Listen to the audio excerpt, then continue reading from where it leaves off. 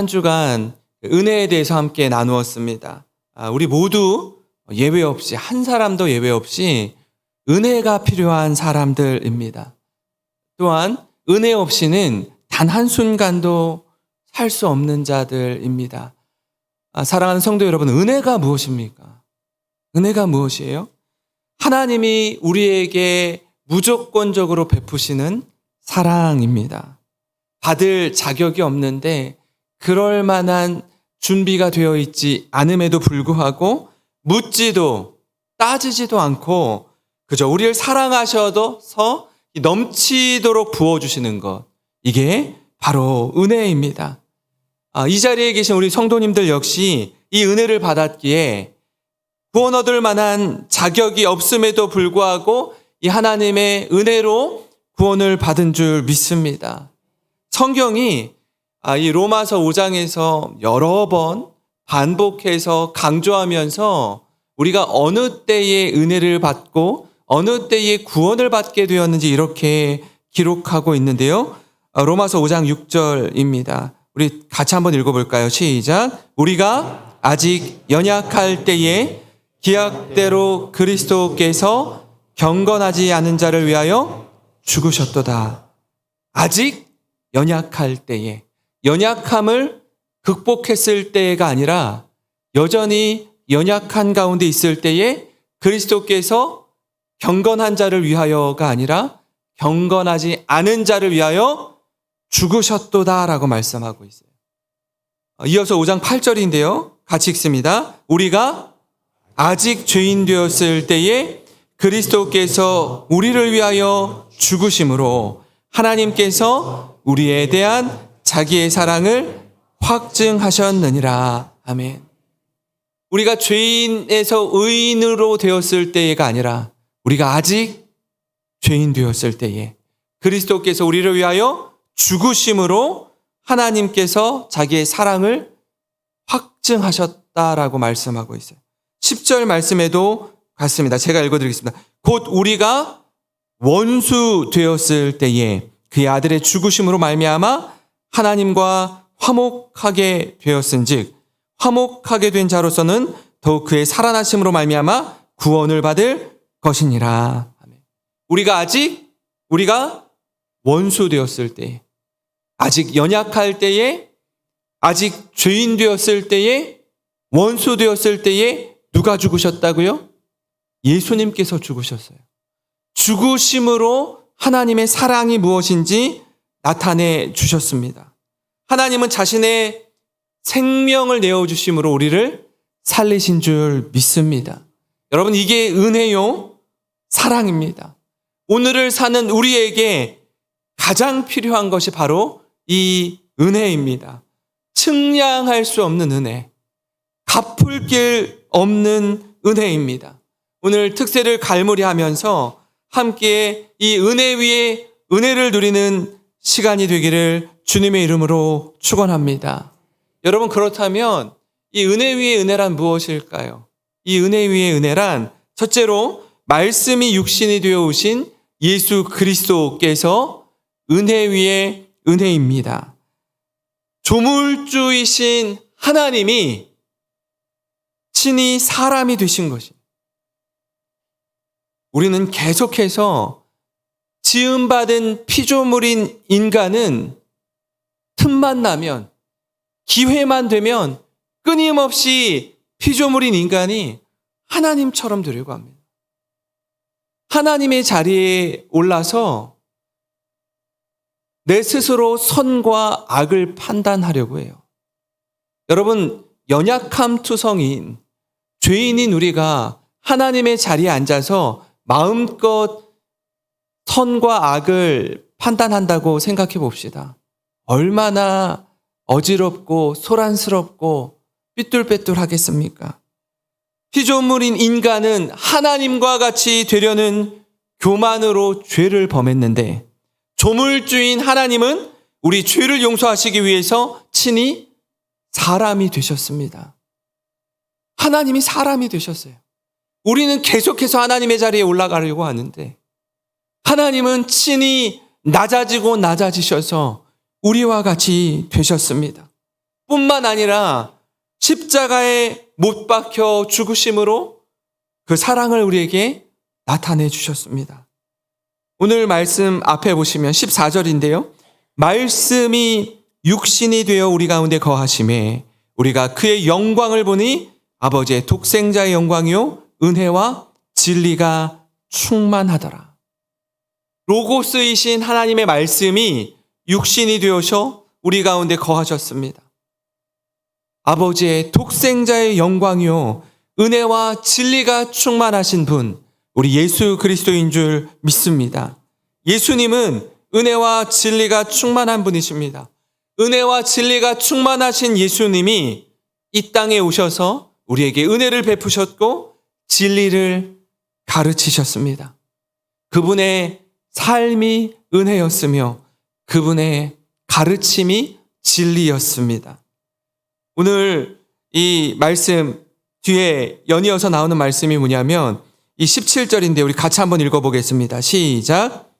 율법은 모세로 말미암아 주어진 것이요 은혜와 진리는 예수 그리스도로 말미암아 온 것이라. 아멘.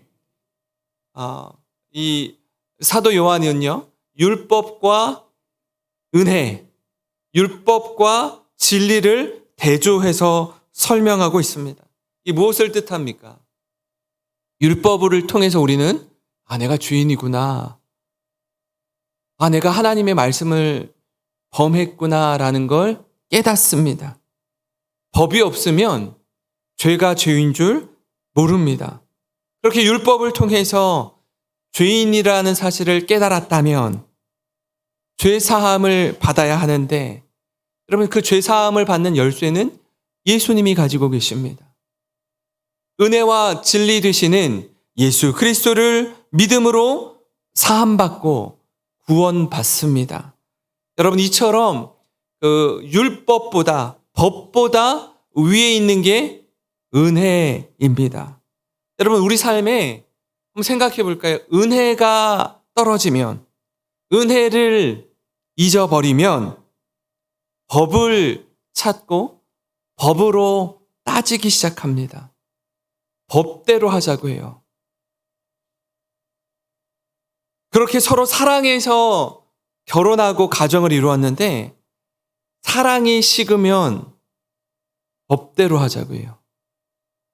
사랑할 때는 모든 것을 은혜로 덮어주었는데 여러분 사랑이 식으면 은혜를 잊어버리게 됩니다.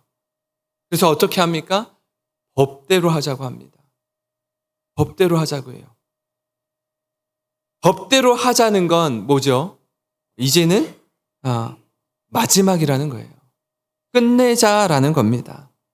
더 이상 마음과 마음이 하나 되고 연결되고 또 서로 화해하는 것을 떠나서 법대로 하자라는 건 끝내자라는 거예요.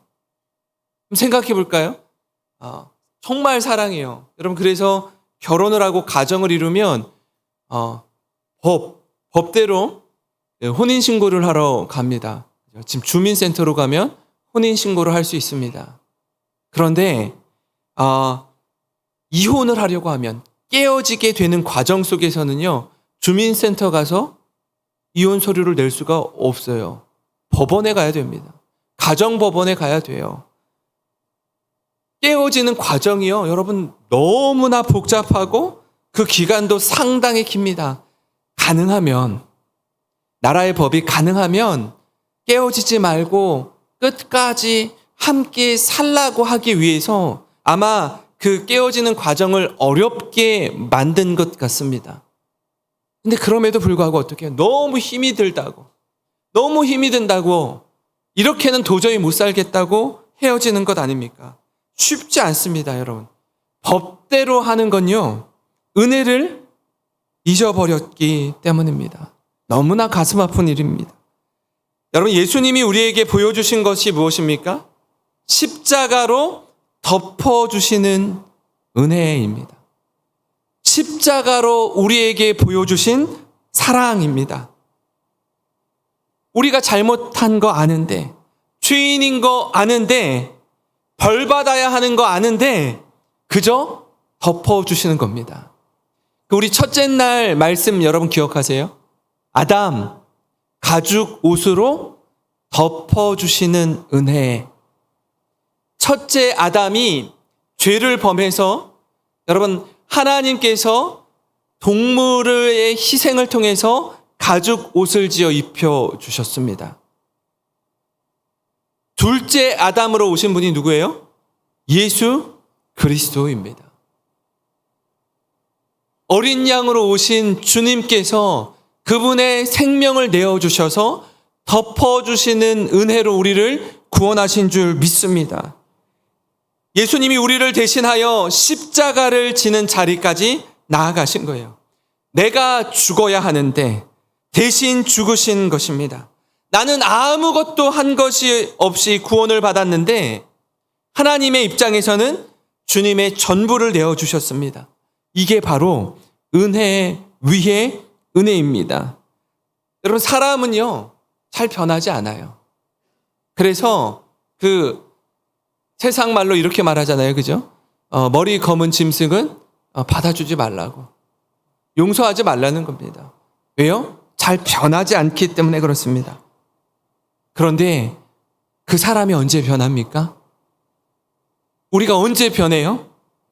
사람은 은혜로 변하고 은혜로 새로워지는 줄 믿습니다.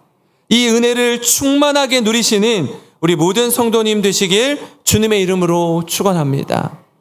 그런가 하면 은혜 위에 은혜는 두 번째로 예수님을 우리에게 보내주신 하나님의 사랑입니다. 이 하나님의 사랑과 은혜는 예수 그리스도로 나타났습니다. 모든 성경은 창세기부터 요한계시록까지 누구를 전하고 있습니까? 누구를 가리키고 있어요? 오직 예수 그리스도를 전하고 가리킵니다. 구약, 신약, 옛 언약, 새 언약 모두 예수 그리스도에게 그 초점이 맞추어져 있습니다. 우리를 얼마나 사랑하시는지 예수님께서는 십자가로 그 사랑을 보여주셨습니다. 은혜 위에 은혜는 다름 아닌 예수 그리스도입니다. 성경 66권을 여러분 조려서 한마디로 표현하면 어디에 담겨 있습니까? 우리 어렸을 적부터 불렀던 그 찬양이 있잖아요. 하나님이 세상을 이처럼 사랑하사 독생자를 주셨으니 누구든지 예수 믿으면 멸망하지 않고 영생을 얻으리로다. 요한복음 3장 16절. 여러분 요한복음 이 3장 16절 17절에 하나님의 말씀, 하나님의 사랑이 엑기스로 농축되어서 담겨 있습니다. 우리 한번 같이 읽어볼까요? 16절 17절입니다. 시작. 하나님이 세상을 이처럼 사랑하사 독생자를 주셨으니 이는 그를 믿는 자마다 멸망하지 않고 영생을 얻게 하려 하심이라. 하나님이 그 아들을 세상에 보내신 것은 세상을 심판하려 하심이 아니요 그로 말미암아 세상이 구원을 받게 하려 하심이라. 아멘. 하나님이 세상을 이처럼 사랑하셨다라고 말합니다. 이처럼 사랑하셨다 말하는 말씀에 이처럼이 무엇입니까? 하나님의 전부, 하나님의 모든 것 되시는 예수님을 내어주심으로 사랑하셨다라는 거예요. 사랑은 주는 겁니다. 사랑은 희생이에요. 사랑은 말이 아니라 능력입니다.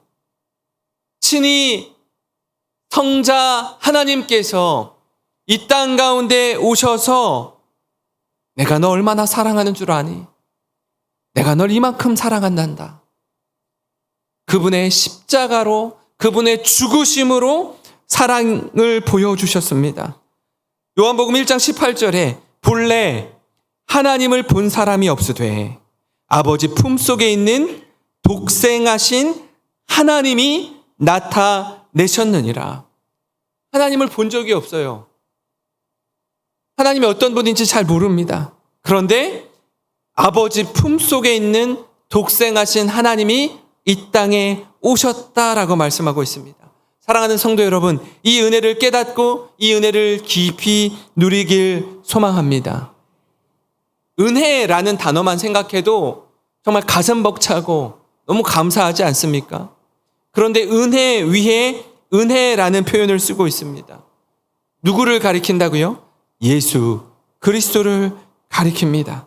나를 위해 이 땅에 오셔서 십자가로 사랑을 나타내신 예수 그리스도, 그분의 사랑과 은혜를 우리 가슴 깊이 새기시는 이 시간, 또 우리 모든 성도님이 되기를 소망합니다. 우리가 지난 3년간 코로나 시대를 지나면서 마치 이 리트머스 시험지는요, 산성은 빨강색으로 나타나고 알칼리성은 파랑색으로 나타납니다. 내 신앙이 어떠한지, 내 신앙이 정말 하나님 앞에서 새롭게 되었는지, 더 견고하게 서게 되었는지, 신앙의 위기를 만날 때에 하나님을 가까이 하고 하나님의 말씀 앞에 견고히 섰는지 그렇지 않았는지를 직면하는 시간이었습니다. 점검하는 시간이었어요. 나름 믿음이 있다라고 생각했는데 코로나를 통과하면서 우리 신앙의 민낯을 보았습니다. 아마 몇몇 분들은 굉장히 부끄러운 시간을 지났을 거예요. 그래서 다시 시작하는 심정으로 이 자리에 서 있습니다. 우리 교회에 새로 이렇게 등록하시는 성도님들과 처음 만남을 가지면서 이런저런 이야기를 하다가 이런 말씀을 하시더라고요. 성도님, 어떻게 우리 교회에 오시게 되었습니까? 라고 여쭈면 몇몇 분들이 이렇게 말씀하세요. 목사님, 제가 코로나 전에는 사실 신앙생활 잘했습니다. 잘했어요. 그런데 코로나를 지나고 영상 예배를 드리고 온라인 예배를 드리고 하면서 나도 모르는 사이에 점점점 하나님과 멀어지게 되고 거리를 두게 되더라고요. 그래서 무슨 생각까지 드냐면, 내가 예수 믿는 사람 맞는가? 너무 기가 막힌 상황까지 오더라라는 거예요. 그래서 이 영혼의 갈급함으로 인해서 교회를 찾다가 여기를 왔다라는 거예요. 내 영혼이 살기 위해서, 내 영혼의 이 무기력함과 내 마른 땅처럼 쩍쩍 갈라지는 이 영혼의 피폐함을 그대로 두면은 죽을 것 같아서 살기 위해서 왔다라는 거예요.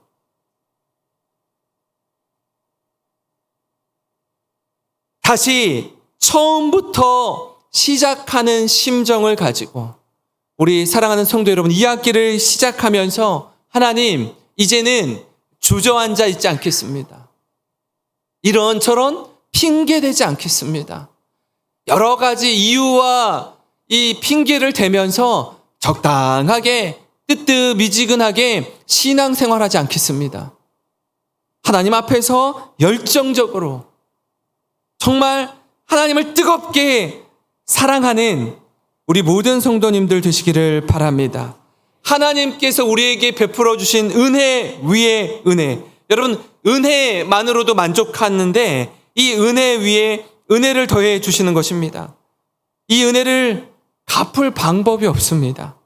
그저 우리는 하나님 앞에 받은 은혜에 대해서 감사를 표현하고 우리 신앙을 회복하는 것으로 하나님 앞에 반응하시면 돼요. 사랑하는 성도 여러분, 한 주간 특세를 통해서 은혜에 대해서 함께 나누었습니다.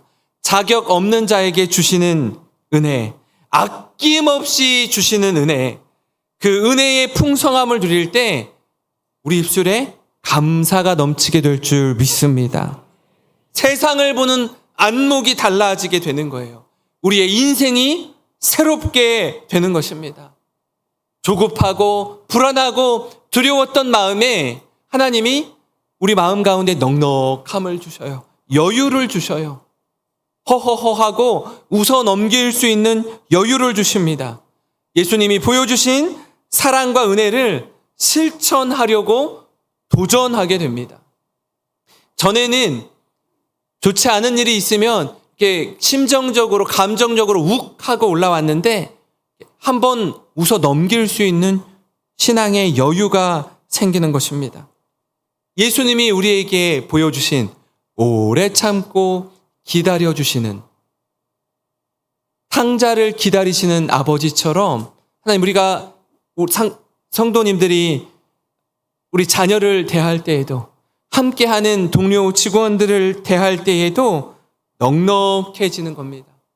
예수님이 우리에게 보여주신 사랑과 은혜를 실천하려고 도전하는 것입니다. 바라기는 특세 이후에 은혜 위에 은혜, 이 말씀을 머리에서 가슴으로, 가슴에서 손과 발로 연결되어져서 이 말씀을 삶 속에 실천하는 우리 모든 성도 되시기를 주님의 이름으로 축원합니다.